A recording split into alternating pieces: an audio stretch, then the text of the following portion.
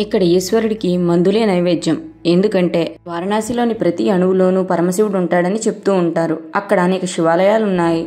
వీటన్నింటి నడుమ ఒక శివాలయం ప్రత్యేకంగా నిలుస్తుంది. చారిత్రక నేపథ్యం కలిగిన ఈ ఆలయాన్ని చాలా విరాళాలతో నిర్మించారు. మరి ఇక్కడ అంత ప్రత్యేకత ఏముంది అనుకుంటున్నారా? తెలుసుకుందాం.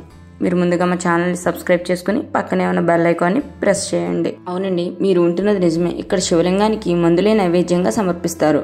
వారణాసిలో ఉన్న రాసేశ్వర్ మహాదేవ్ ఆలయంలో ఆయుర్వేద సిబ్బంది శివుడికి నైవేద్యంగా ఔషధాలను సమర్పిస్తున్నారు. ఈ ఆలయం బనారస్ హిందూ విశ్వవిద్యాలయంలో ఉంది. ఆ వర్సిటీకి చెందిన ఆయుర్వేద అధ్యాపక బృందం రోగాల నివారణ కోసం ఔషధాలను తయారు చేస్తుంది.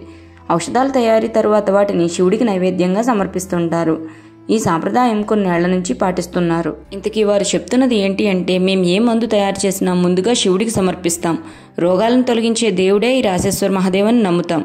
కరోనా సమయంలోనూ వైద్యులు తయారు చేసిన కషాయాలను దేవుడికి తొలికి సమర్పించాము. ఇప్పటికీ ఈ నమ్మకాన్ని కొనసాగిస్తున్నాము అని యూనివర్సిటీ కెమిస్ట్రీ విభాగం ప్రొఫెసర్ ఆనంద్ చౌదరి తెలిపారు. అలాగే ఇక్కడ శివుడికి మందులతో పాటు వివిధ రకాల భస్మం, పొడులు, కషాయాలు, ఇతర ఔషధాలను స్వామివారికి సమర్పిస్తామని తెలిపారు. ఈ దేవాలయం గురించి మీకు ముందుగానే తెలుసా? తెలిస్తే కామెంట్ చేయండి. అలాగే మా ఛానల్ లైక్ చేయండి, షేర్ చేయండి, సబ్స్క్రైబ్ చేయండి. Thanks for watching.